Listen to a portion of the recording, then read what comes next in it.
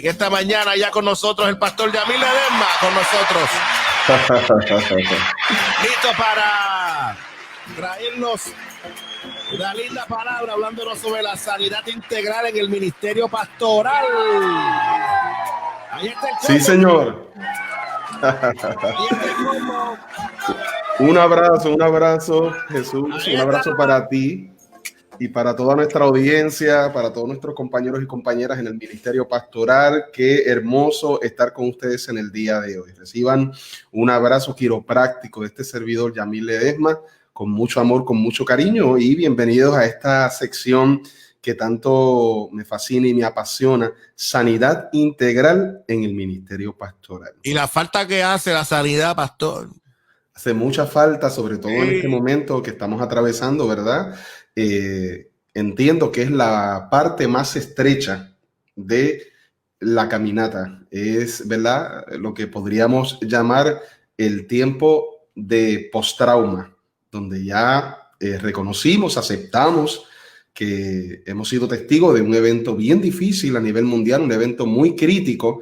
Y ahora necesitamos atender el cansancio, el agotamiento, la frustración, las dificultades que se desprenden de ese evento. Pero Dios es un Dios provisor y es un Dios que sabe reparar, reconstruir, refortalecer y añadir herramientas a nuestra vida para nosotros poder manejar, no suprimir ni desconectarnos de la realidad, sino manejar adecuadamente esos eventos que producen tanto agotamiento y tanta frustración en nuestra vida. Vamos a hablar de ese Dios provisor en esta mañana, Jesús, y vamos a confiar en que Él va a ser el proveedor de las herramientas que todos necesitamos. Y que fortalezca nuestra raíz, tronco, rama y fruto. Ahí está. En ese orden.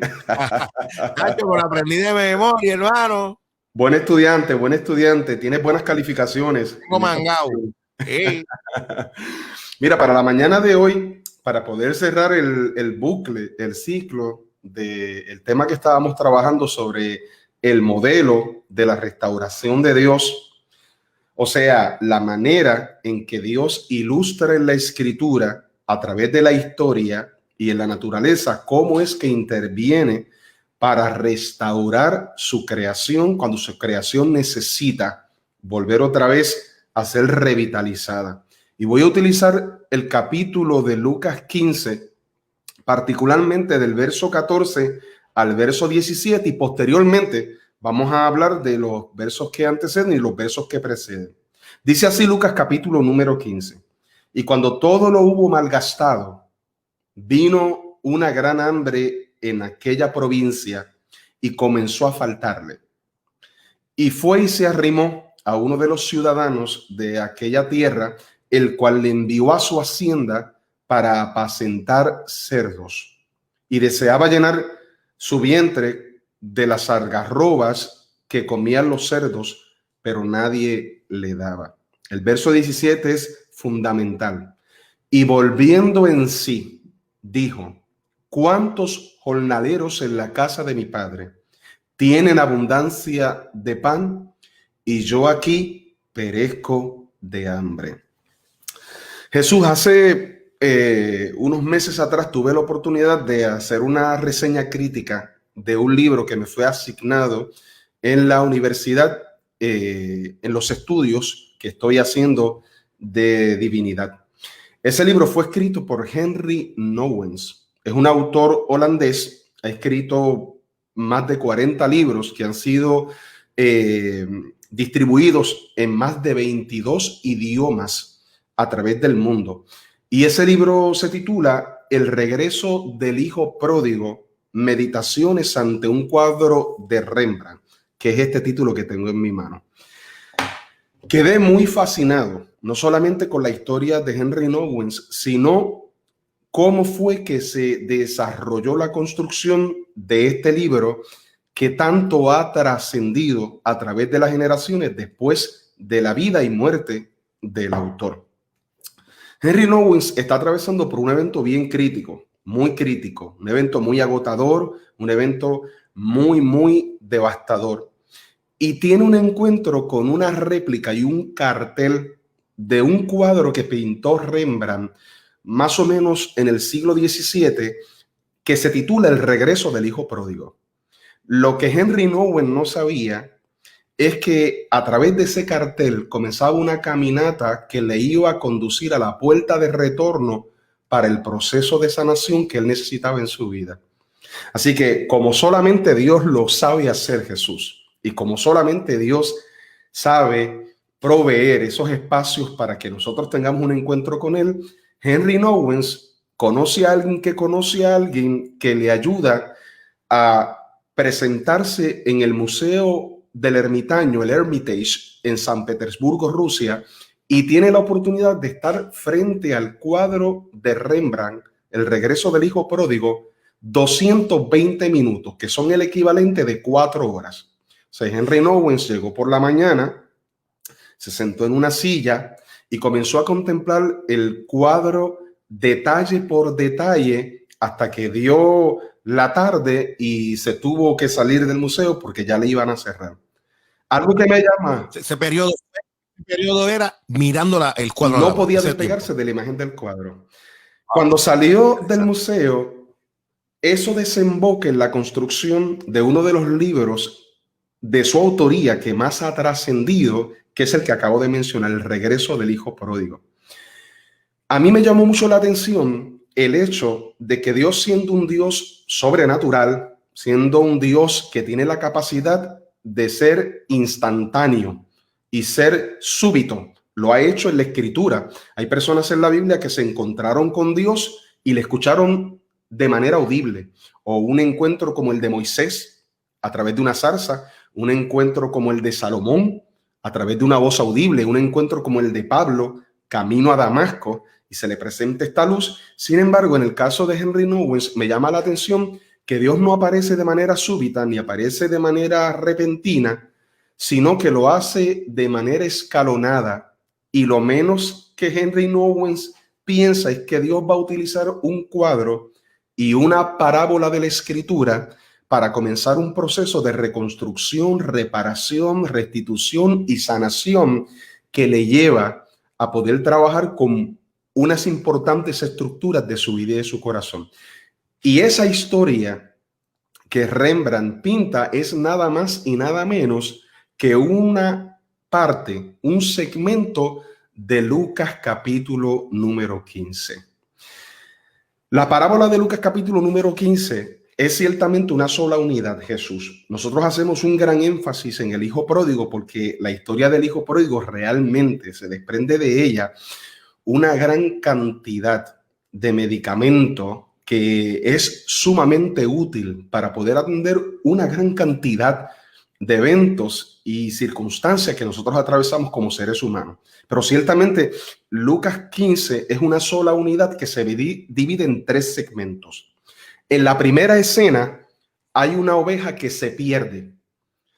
Se sale a buscarse, o sea, la gente sale a buscarla, se le encuentra y cuando se le recibe, se hace con gozo y se festeja que se ha encontrado la oveja. La segunda escena es una moneda que se pierde, una moneda extraviada. Aunque existen 9 monedas del mismo valor y la misma equivalencia, pues independientemente, esa que se perdió es valiosa y es importante. Y se enciende la luz y se barre la casa y se busca hasta encontrarse. Y cuando se encuentra, se festeja con alegría que fue hallada. La tercera escena es la del hijo perdido. Hay algo bien particular en las primeras 2 escenas, Jesús, y es que la oveja se perdió y se encontró, pero no me dicen cómo fue que se perdió, ni las causas que provocaron esa pérdida. La moneda se perdió y la encontraron, pero tampoco me dijeron cómo fue que se perdió la moneda. Así que no sé cómo se perdió la oveja, pero la encontraron. No sé cómo se perdió la moneda, pero la encontraron.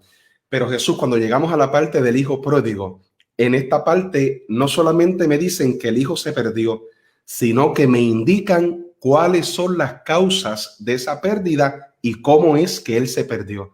Y yo creo que aquí es donde esta parte de Lucas 15 tiene algo bien impresionante que afecta grandemente nuestra vida. Y esto fue lo que afectó positivamente la vida del autor del libro El retorno o el regreso del hijo pródigo.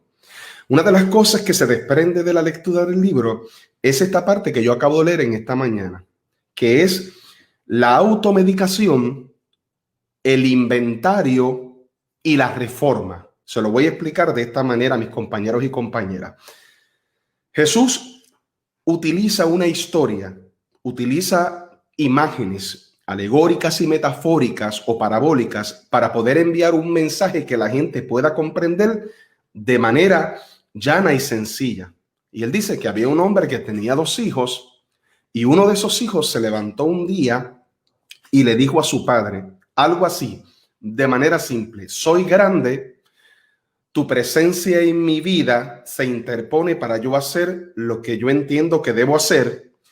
Quiero vivir fuera de tu supervisión, lejos de tus limitaciones, y quiero irme lejos. Dame la herencia de los bienes que me corresponde y me desconecto y me separo de ti como la fuente de seguridad para yo construir mi propio castillo de seguridad.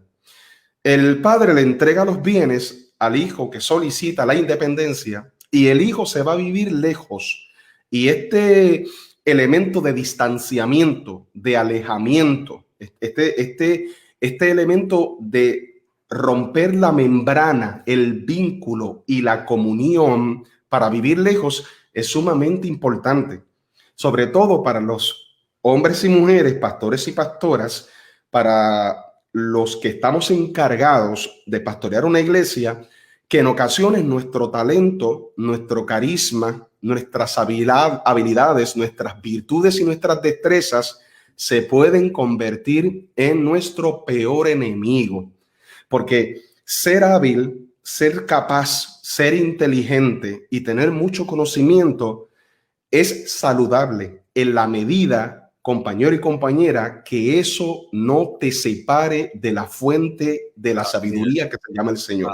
No sé si me estoy explicando, Jesús, en esta mañana. O sea, eso quiere decir que damos gracias al Señor por tus capacidades, pastor y pastora. Damos gracias al Señor por tus destrezas y habilidades, por tus facultades, tu don de la oratoria, tu capacidad intelectual y todo el conocimiento que tú has acumulado.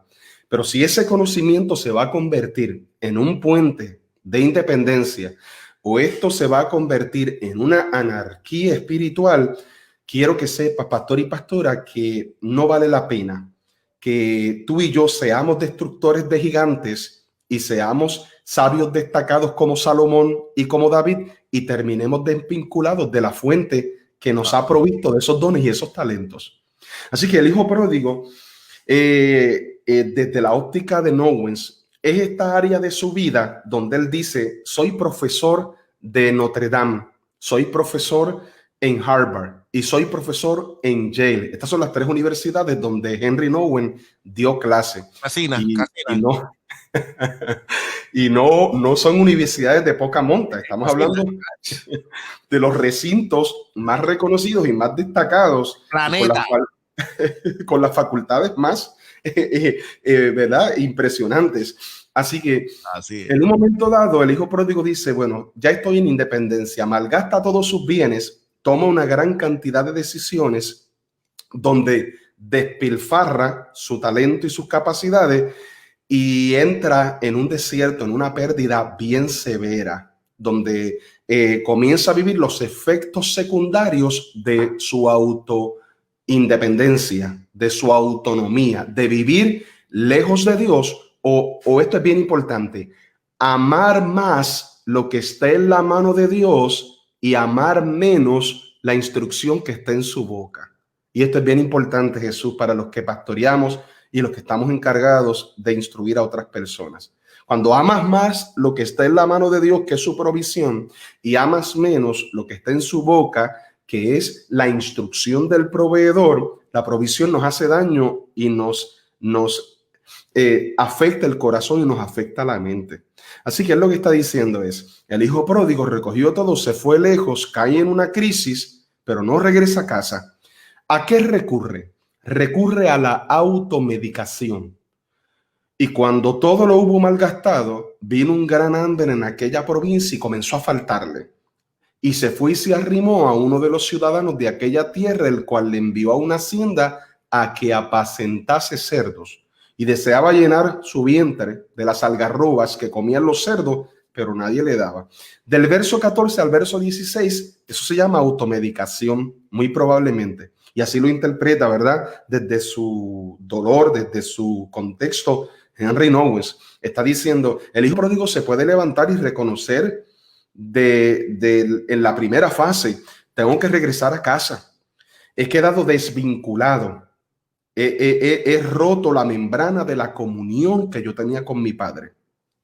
Pero ese plan B, ese insistir, ese yo me puedo reparar solo. Mira, Jesús, una de las cosas que recomiendan los autores de literatura que está vinculada a la reparación y reconstrucción pastoral es que nos alejemos lo más que podamos de la automedicación, que es tratar, Jesús, de curarnos a nosotros mismos. Todo ese talento y esa capacidad y toda esa literatura y todas esas destrezas a las cuales yo he tenido acceso, yo hago uso de ella. Y escucha bien, Jesús, porque tenemos un instinto natural en tratar de presentarme delante de Dios ya vendado y reparado. Yo me voy a poner las curitas yo mismo y me voy a automedicar yo mismo. Y cuando yo me presente delante del Señor a buscar ayuda, le voy a decir al Señor algo así como que mira qué bien me he reparado a mí mismo. Y mira qué talento tengo yo en poner curita 101, pomada 102 y repararme yo mismo 103. Y sabes qué, pastor y pastora, no es necesario. Yo sé que el primer estadio que tenemos que vencer, Jesús, es el estadio de la vergüenza. Y produce mucha vergüenza cuando nosotros atravesamos por un evento crítico donde tenemos que reconocer con humildad que hemos fallado, que no hemos tomado la mejor decisión, que me encuentro necesitado de recibir ayuda. Los pastores y las pastoras, yo soy un pastor novicio, soy un pastor que solamente tengo 10 años de pastorado versus pastores que tienen 2 décadas, 3 décadas, 5 décadas. Y con humildad yo le voy a dar un consejo a mis amigos pastores que son jóvenes. No pastorees en independencia. No pastorees solo, compañero y compañera.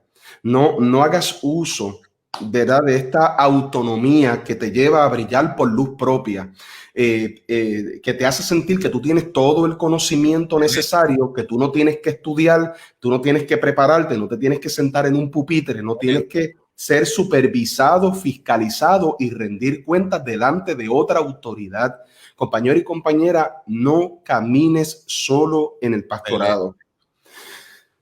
Nowens resume su experiencia diciendo que el hijo pródigo, cuando llega al verso 17, hace un inventario, Jesús, honesto y sincero del estado en que se encuentra su mundo real, no el mundo ideal.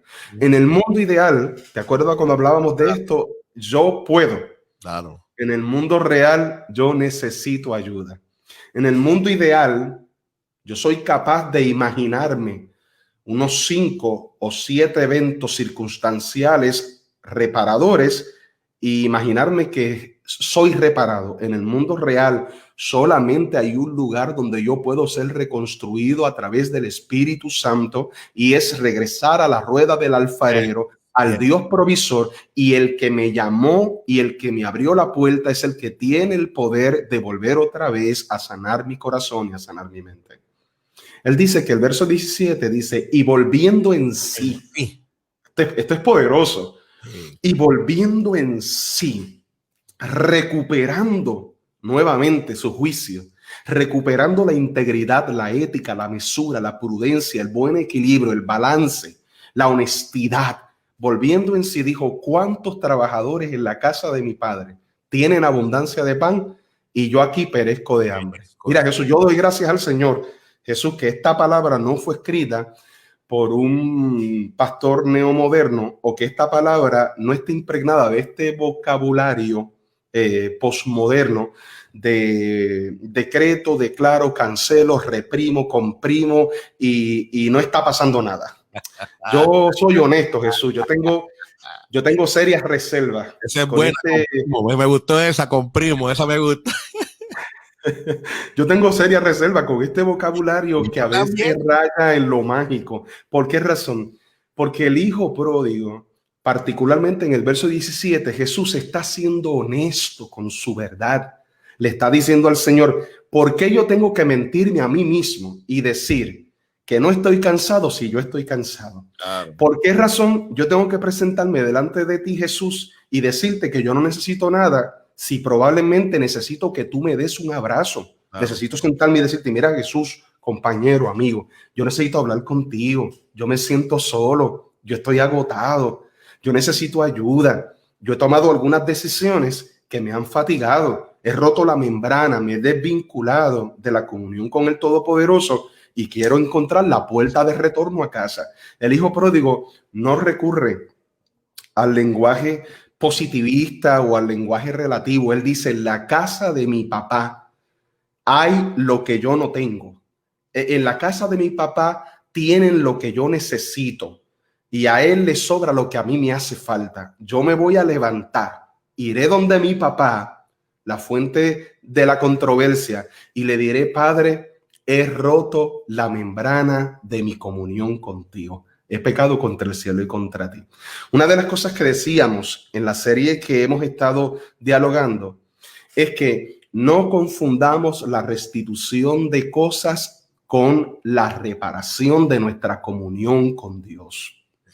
La restitución de cosas, que son los objetos, la casa, el carro, los privilegios, los beneficios marginales, nunca se podrán comparar con la reparación y restauración de nuestra comunión con el Señor.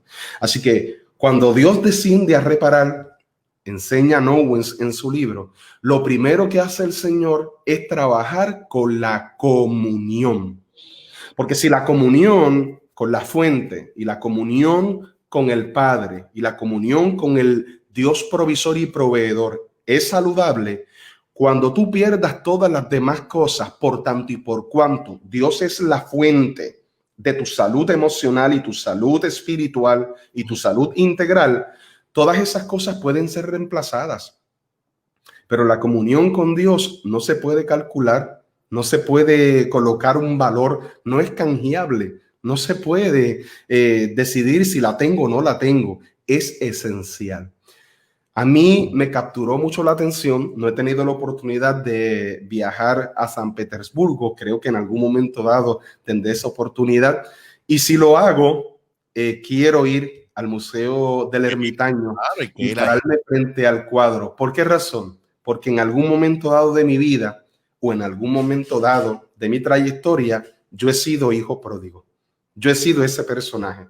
Hay ocasiones en que he sido la oveja, hay ocasiones en que he sido la moneda y hay ocasiones en que he sido el hijo menor.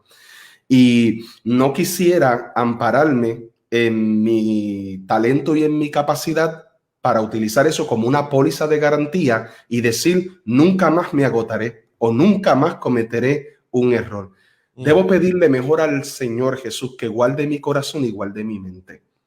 Si David, que le ungieron con aceite, que tocaba el arpa y era compositor, que derribaba gigantes, cometió los errores que cometió, y Salomón, que escuchó la voz de Dios audible, cometió los errores que cometió, y Moisés, uno de los caudillos, uno de los hombres más reconocidos de la Torá, también tuvo sus momentos de dificultad. Yo no soy mejor que ellos, ni ellos son mejores que yo. Yo no soy peor que ellos y ellos no son peores que yo. Por lo tanto, con humildad, el que crea estar firme, mire que no caiga. Y eso provee un espacio de laboratorio y de investigación para yo analizar cuidadosamente cómo me encuentro. Pastor y pastora, en esta mañana, ¿te sientes lejos de casa?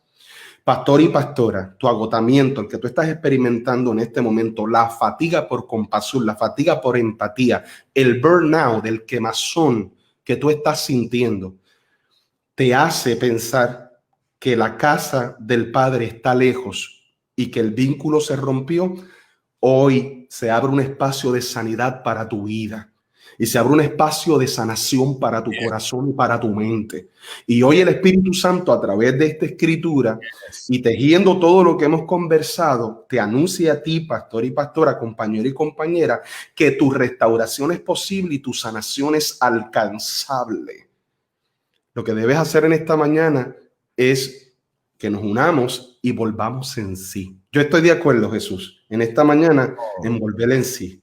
Poderoso. Volver en sí y decir, Padre, yo y mi compañero Jesús y nuestros compañeros y compañeras pastores y pastoras volvemos en sí en esta mañana y reconocemos que por encima de nuestros templos, de nuestros edificios, de nuestras comunidades, por encima de nuestro talento, nuestra capacidad y nuestras facultades, te encuentras tú, proveedor de nuestra fortaleza. Sana a la pastoral de nuestro país, sana el ministerio pastoral de esta isla 100 por 35, fortalece a los ministerios y los pastores y las pastoras a nivel internacional, fuera de Puerto Rico, alrededor del mundo, que se sientan en este momento incapaces, a punto de rendirse, que tu Espíritu Santo les fortalezca en este momento de tal manera que ellos puedan recordar que en la casa de nuestro Padre hay abundancia de pan y no hay necesidad de perecer de hambre. Me parece que esto es una palabra poderosa. En que esta mañana los testimonios son estos. Peter Pantoja nos dice, esta es palabra poderosa para los líderes y pastores de la actualidad. El pastor David Galán nos dice glorioso, aleluya. La pastora Carmen Hernández nos dice amén, amén y amén. El pastor, tengo por acá también, sigo por aquí, en Morales nos dice amén. La pastora Carmen Hernández Pérez nos dice amén. La pastora Sonia Benítez nos dice, muy buena enseñanza. El buen amigo Alex David Morales nos dice saludos. Tengo por acá también, gente, la pastora Giovanni Ramos nos dice, Dios les bendiga. Sandra Rivera me envía un abrazo y nos dice, saludos profesor, una de mis estudiantes de universidad. Tengo por acá también a la Iglesia Tabernáculo de Amor diciendo amén. El buen amigo Ángel Isaac Cartagena nos dice, buenos días, bendiciones hermanos. Pastor Yamil, si algo yo he aprendido con los años, es que con esta historia de el hijo pródigo, que a veces yo digo más que no es el hijo pródigo, porque él llegó a la casa otra vez, dejó de ser pródigo. Pero esta historia, sin lugar a dudas, es una historia donde yo me he encontrado también allí. Y me ha enseñado que cuando alguien me pregunta, por ejemplo, si me dice cómo estás, y ese día no estoy, tú sabes, no estoy en las mejores, les digo, mira, no estoy bien hoy. Necesito una oración. Mira, hoy necesito que de verdad, y no importa, porque a veces uno, como uno es pastor o porque uno sea lo que sea, a veces uno se reprime y uno no nos quiere, no, porque tú sabes, yo no quiero que la gente vea eso, que esa supuesta debilidad. Pues muchas veces, tratando de ser fuertes para que la gente no los vea, a veces estamos en el hato de cerdos, allí metidos, con una gran situación emocional, porque no queremos salir y decir, necesito que Dios me construya, necesito que Dios trabaje conmigo. Amén, amén. Me meta las manos. Ciertamente. Me parece que esto es una palabra poderosa en esta mañana, hermano mío. Es una historia maravillosa y lo has explicado de manera magistral. Ciertamente, a través de estas parábolas y otras, Jesús atiende una importante controversia entre los escribas, los fariseos y una cantidad de grupos que necesitaban también recibir un mensaje de cómo el cielo opera a favor de la gente que se encuentra a distancia, y todo esto tiene que ver con la presencia restringida de estos grupos que trataban de controlar el acceso al cielo. Pero esa historia del hijo pródigo, la manera en que la has explicado es magistral, porque nosotros podemos desprender de ella una gran cantidad de propiedades que se asemejan a nuestra vida personal. Y eso es muy bueno lo que acabas de decir, Jesús, porque independientemente en qué escalón nos encontremos, independientemente, y tú conoces mucho de esto porque eres estudiante, ¿verdad?, de posgrado, y sabes cómo el conocimiento y la información puede ayudar a nuestra vida, pero también cómo ella puede desviarnos en ocasiones de los procesos de sanación correcta.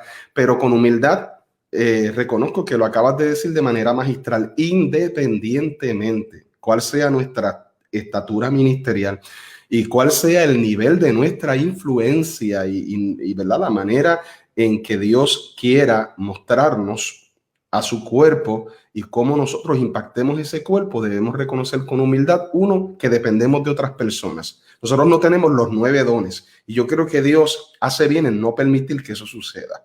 Para que tu vida pueda edificar, mi vida te edifique y nos edifiquemos unos a los otros. Y número 2, que Dios ha decidido que este gran proyecto espiritual lo ha colocado en un cuerpo de carne y hueso. Y claro, uno piensa, cuando yo reciba a Dios en mi corazón y cuando yo me convierta al Señor, toda mi anatomía va a mutar y va a ser transformada. Y yo voy a ser de stainless steel, bronce, aluminio, titanio, plata. La realidad es que yo soy un ser humano de carne y hueso que necesito. Y eso es bueno, eso es una válvula reguladora que Dios sabe cómo combinarla de manera eficiente. Damos gracias al Señor por el Hijo pródigo y damos gracias al Señor por todos nosotros los que en algún momento dado tuvimos que retornar a la casa del Padre. Qué poderosa experiencia. Pastor, de verdad que gracias por estar con nosotros. Sandra nos dice, tenemos que ser sinceros con los que nos rodean. No somos de hierro, sino de carne y de hueso, frágiles como todos. Vilca Pájaro nos dice, para seguir adelante y levantarnos debemos seguir reflexionando, pero para no olvidarlo. Ángel Isaac nos dice, amén, el ser real es mejor que callar. Así es. Así que la gente sigue escribiéndonos, pero mire, tengo que finalizar porque tengo ya nuestro próximo invitado pisando los talones ahí ya. Y necesitamos decirle a nuestra gente que gracias por sus palabras, gracias por estar conectados con nosotros. Así es, Terto Hablemos. Nuestros invitados trayendo una palabra poderosa. Pastor Yamil, ¿cómo nuestra gente puede conectarse contigo, conectarse con tu ministerio, hermano querido? La manera más eficiente es a través de las redes sociales. Así que nos puede conseguir en Facebook. Va a colocar Yamil Ledesma con S, y va a encontrar 2 cuentas. Y también en Instagram, en Twitter. Y si quiere conectarse con nuestra congregación, la cual pastoreo hace 10 años, puede buscar Comunidad Cristiana Oasis. Comunidad Cristiana Oasis. Y ahí se puede conectar todos los domingos a las 10 de la mañana para compartir con nosotros el espacio del culto. Voy a estar esperándole, me puede escribir inbox y me puede contar su historia, su testimonio. Agradezco mucho a la gente que ya lo está haciendo y gracias a Terto Hablemos y a todo el equipo de Terto Hablemos y a ti, Jesús, por esta gran oportunidad que me ha brindado. Nacho, para nosotros es el placer, hermano querido, que el Señor te siga usando con grande poder para la gloria de su nombre. Sabes que te amamos. Un abrazo, mi hermano. Un abrazo. La paz del Señor.